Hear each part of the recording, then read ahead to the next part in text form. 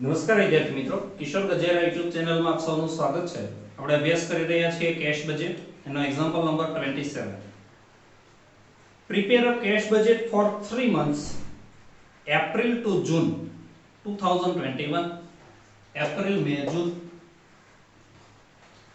for Amar Company Limited. Cash and bank balance rupees 1 lakh on 1/4/21. Opening balance 1 lakh. Estimate of underline કરજો cost of cells. ઉપરના સમની અંદર તમને cells આપ્યું હતું એટલે આપણે કોસ્ટ ઓફ સેલ ફાઇન્ડ કરી હતી. અહીંયા કોસ્ટ ઓફ સેલ આપ્યું છે એટલે સેલ્સ ફાઇન્ડ કરવાનું. કોસ્ટ ઓફ સેલ છે, બરાબર ધ્યાન આપજો. મંથ છે February to June. February, March, April, May, June. Second, the details of cost of sale February month are as follows. ફેબ્રુઆરી મહિનાની અંદર કોસ્ટ ઓફ સેલ ની અંદર material 1,60,000, wages 1,20,000 and variable overhead 1,20,000 સમાયેલા છે. એટલે બાકીના બધા મહિનાની જે કોસ્ટ ઓફ સેલ છે એને આ પ્રમાણે આ રેશિયો પ્રમાણે ફાળવી. એ રેશિયો થાય 4:3:3 ડિવાઇડેડ બાય 40,000 કરો એટલે 433. એ પ્રમાણે બધાને ફાળવી દો એટલે તમને બધા જ મહિનાનું મટીરીયલ, વેજીસ અને વેરીએબલ ઓવરહેડ મળી જાય. અહીંયા કોઈ પર્સન્ટેજ ફાઇન્ડ કરવાના એવું કંઈ કરવાનું નથી. Third, company maintain 20% gross profit on sales. Underline કરજો. અહીંયા gross profit cost of sale આપ્યો છે અને ગ્રોસ પ્રોફિટ નો રેટ સેલ્સ ઉપર આપ્યો છે. એટલે સીધું આનાથી સ્ટેપ મુકાશે નહીં. પહેલા સેલ ધારવાનું 100 -20 ગ્રોસ પ્રોફિટ એટલે 80 આવશે કોસ્ટ ઓફ સેલ. 80 એ 100 તો ટોટલ સેલ એ કેટલા? ધ્યાનથી જુઓ. First of all material, wages and variable overhead find કરીએ. Month cost of sale material 4, wages 3 and variable overhead 3. આજે ફેબ્રુઆરી નો અમાઉન્ટ આપી છે એના ઉપરથી આ રેશિયો આપણે કાઢેલો છે. ફર્સ્ટ ઓફ ઓલ મંથ લખીએ. February to June. February, March, April, May, June. એની કોસ્ટ ઓફ સેલ તમને આપી છે 4,480, 640.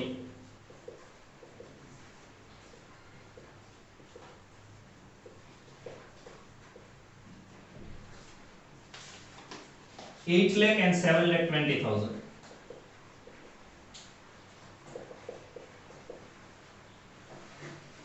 અને 433 પ્રમાણે ફાળવીએ એટલે અમાઉન્ટ થાય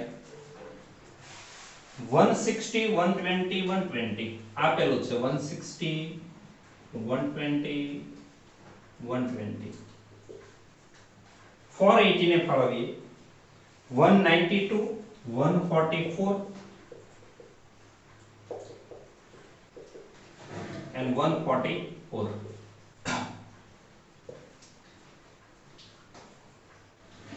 એપ્રિલ મહિનાની અંદર 256, 192, 192. 256, 192, 192. મે 320, 240.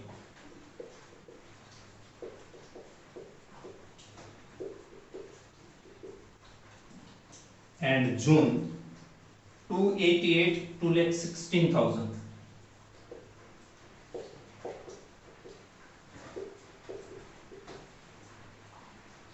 તો આવી રીતે ઉપરના સમની અંદર પણ આપણે material, wages and variable overhead find કરેલા. પણ એની અંદર તમને સેલ્સ આપ્યું હતું એટલે આપણે સેલ્સ માંથી કોસ્ટ ઓફ સેલ ફાઇન્ડ કરી અને પછી ફાળવ્યા હતા. અહીંયા કોસ્ટ ઓફ સેલ આપી છે એટલે ડાયરેક્ટ ફાળવી દેવાનું. હવે બરાબર ધ્યાન આપજો. સેલ્સ કઈ રીતે શોધવાનું? સેલ્સ અહીંયા તમને એવું કીધું છે કે સેલ્સ પર 20% gross profit. Suppose sales is 100 minus gross profit 20. 80 is the cost of sale. Cost of cell આવી રીતે. તો હવે કોસ્ટ ઓફ સેલ 80 છે તો એનાથી સ્ટેપ શરૂ કરવાનું કે કોસ્ટ ઓફ સેલ 80 આપણી પાસે છે ત્યારે cells 100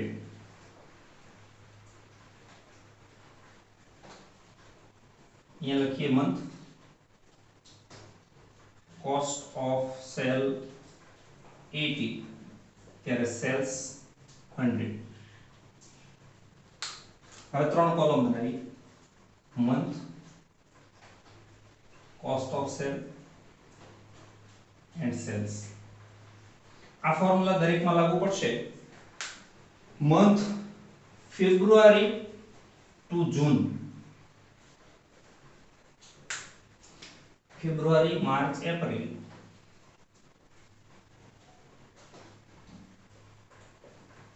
May June.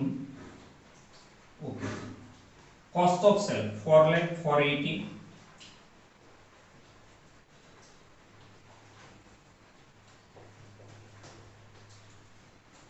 640,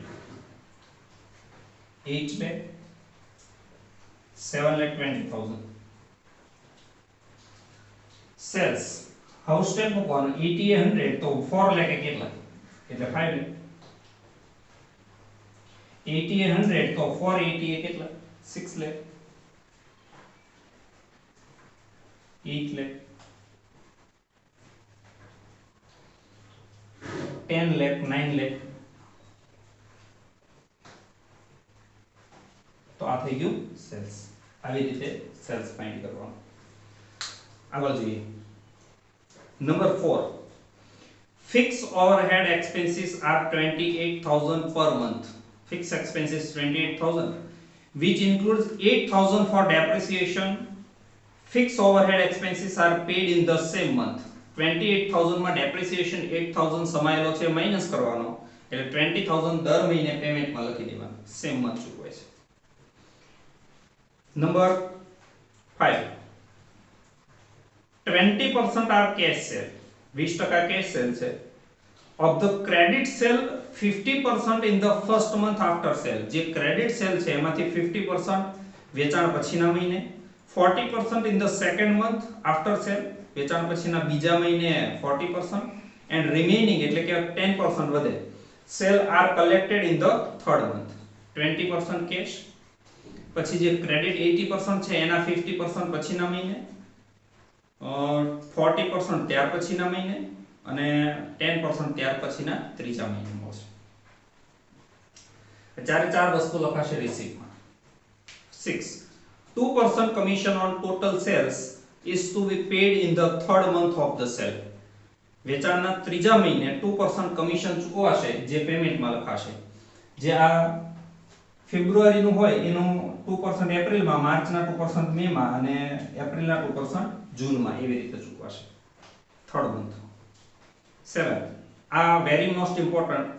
Purchase are made 1 month advance. એક મહિનો એડવાન્સ પરચેઝ કરવામાં આવશે. Purchase return in the month of purchase is estimated as follows. જે મહિને પરચેઝ કરવામાં આવ્યું હોય એ મહિને પરચેઝ રિટર્ન છે ફેબ્રુઆરીનું 12,000, માર્ચનું 6,000, April 20,000, May 8,000. The payment of purchase are made 50% in the first month after purchase and remaining in the second month after purchase. જે purchase હોય એના 50% પહેલા મહિને અને અધર 50% ત્યાર પછીના મહિને બીજા મહિને ચૂકવી દેવામાં આવે છે. ફર્સ્ટ ઓફ ઓલ પરચેઝ ની કેલ્ક્યુલેશન કરીએ.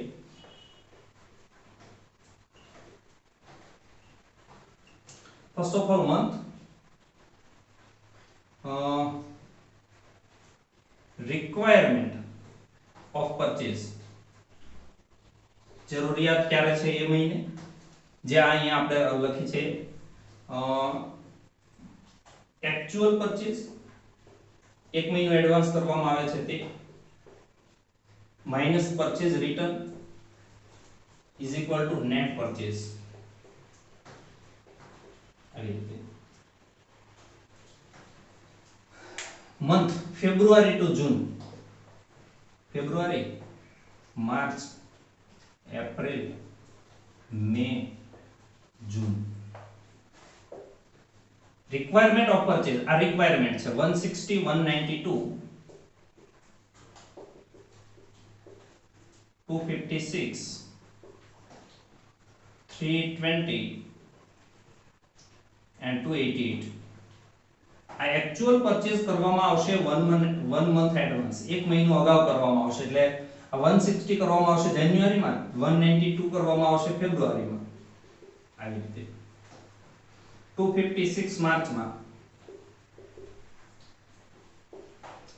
320 એપ્રિલમાં and 288 મે અહીંયા જૂન માટે કોઈ તમને જુલાઈનું પરચેજ આપ્યું નથી પરચેજ રિટર્ન આમાંથી માઈનસ કરવાનું 12620 12000 6000 20000 and 8000 192 માંથી 12000 માઈનસ કરો એટલે 180000 250000 3 lakh and 2,80,000 is the net purchase આવી રીતે પરચેજ કરવાનો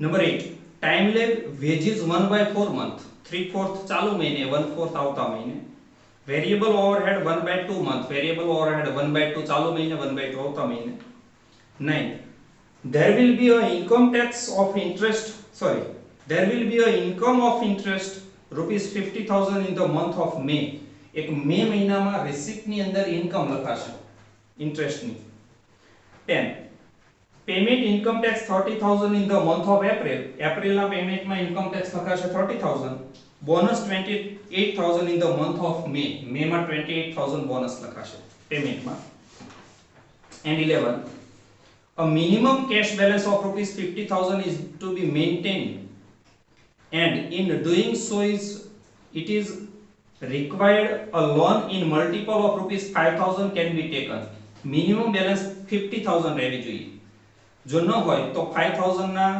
મલ્ટીપલ્સ માં એટલે કે ગુણકમાં તમે લોન લઈ શકો છો a loan with 12% interest per annum can be paid whenever it possible વાર્ષિક 12% ના દરે લોન લેવાની અને જ્યારે પોસિબલ હોય ત્યારે ચૂકવી પણ દેવાની first of all opening balance છે 1 લાખ એનાથી શરૂઆત કરીએ 1421 ઓપનિંગ બેલેન્સ 1 લાખ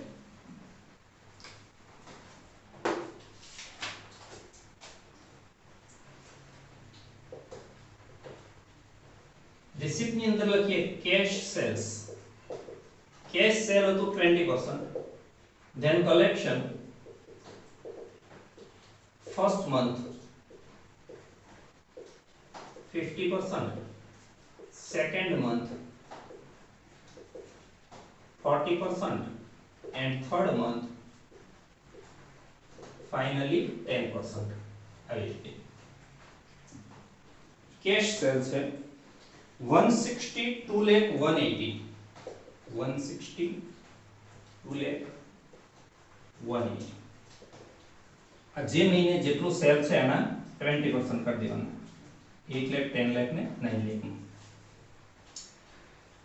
હવે જે માર્ચ નું સેલ છે આના 80% ક્રેડિટ પહેલા 6 લાખ ના 80% કરવાના અને એમાંથી 50% મળે એટલે એના પાછા 50% 6 લાખ * 80% * 50% જે અમાઉન્ટ થાય 240 320 4 lakh 2,40,000 3,20,000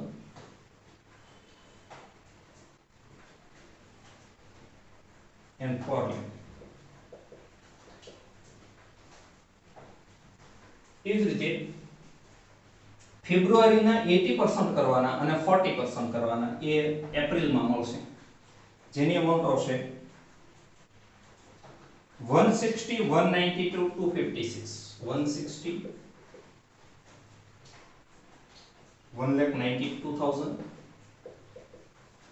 2,56,000 and finally third month અહીંયા એપ્રિલમાં ડેસ આવશે કારણ કે જો જાન્યુઆરી મહિનાનું સેલ આપ્યું હોત તો એપ્રિલમાં આવત હવે ફેબ્રુઆરીના 80% ના 10% કરવાના જે મે માં મળશે જેની અમાઉન્ટ થાય 40,000 and 48,000. And if interest of income of interest 50,000 in May,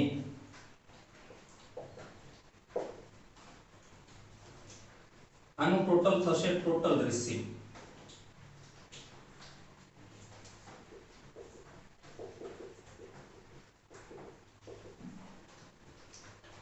payment ની અંદર first of all payment to creditors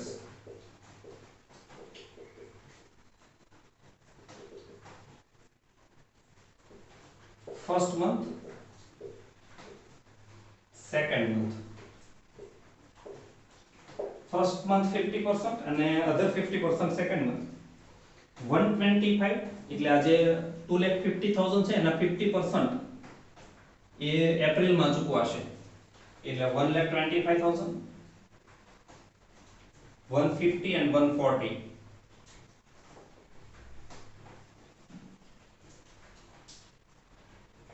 Next month 90 જે 180 છે એના 50% એટલે 90,000. બીજા 125 અહીંયા ચૂકવાશે અને બીજા 150 અહીંયા ચૂકવાશે.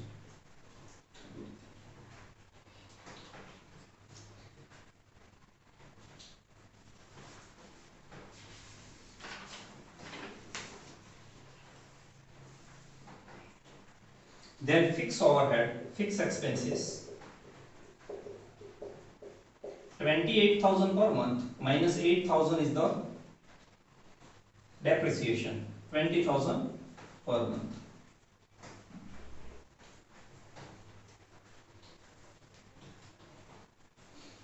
Commission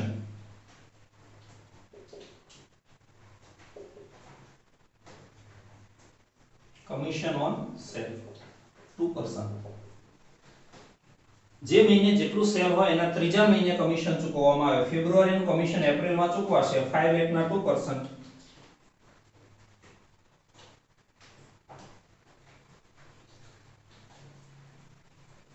10,000, 12,000, 16,000.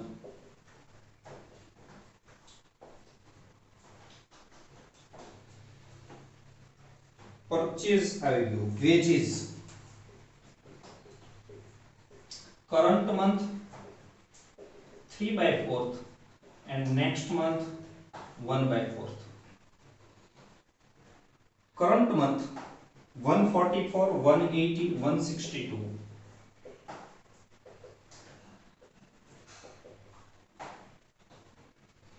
And next month 36, 48, 60.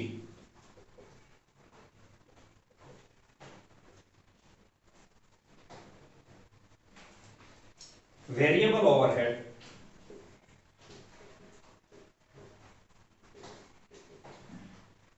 current month 1/2 and next month 1/2.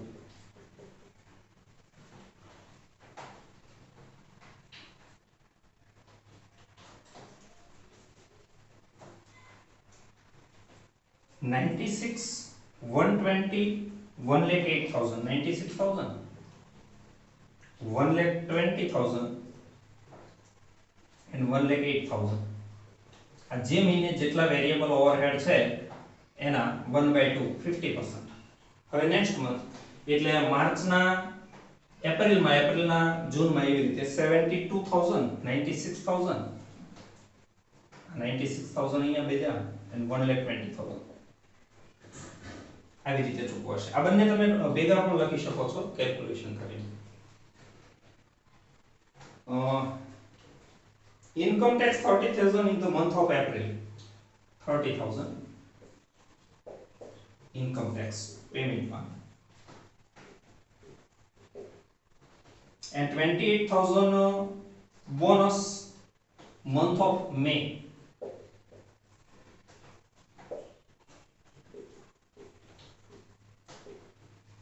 Okay.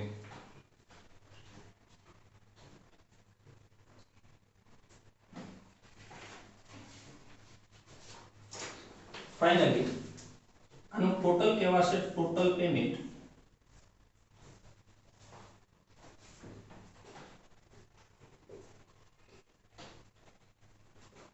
હવે જે વધે એને કહીએ બેલેન્સ. એમાં જો લેવા પડે તો plus બોરોઇંગ્સ,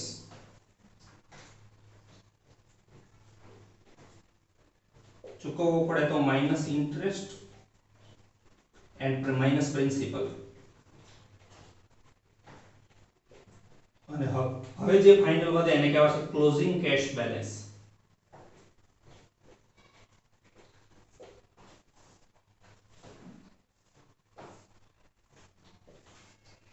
first of all payment નું ટોટલ કરીએ 6,23,000, 7,79,000, 7,76,000. આનું ટોટલ થાય 6,60,000 રિસીપ્ટ નું એપ્રિલ નું. એમાંથી 623 માઈનસ કરો એટલે 37,000 બેલેન્સ વધે. હવે નિયમ એવો છે કે મિનિમમ બેલેન્સ 50,000 હોવી જોઈએ. 50,000 કરતા ઓછી છે તો 5,000 ના મલ્ટીપલ્સ માં 5,000 ના ગુણકમાં લેવા પડે, 15,000 લેવા પડે. 15,000 આનું ઇન્ટરેસ્ટ કે પ્રિન્સિપલ અત્યારે ચૂકવાય નહીં તો 52,000 થાય એટલે મિનિમમ 50,000 થયા. હવે આ 52,000 many opening balance, menu total થાય 8,54,000. એમાંથી 7,79,000 માઈનસ કરો એટલે 75,000 ઇઝ ધ બેલેન્સ. હવે અહીંયા તમે આ 15,000 નું અહીંયા કોઈ બોરોઇંગ્સ લેવાના નથી. 15,000 નું 12% 1 મંથ નું ઇન્ટરેસ્ટ કરો એટલે 150 અને પ્રિન્સિપલ 15,000. આ બંને વસ્તુ અહીંયા ચૂકવી શકશો કારણ કે તમારી પાસે 50,000 કરતા વધુ બેલેન્સ છે.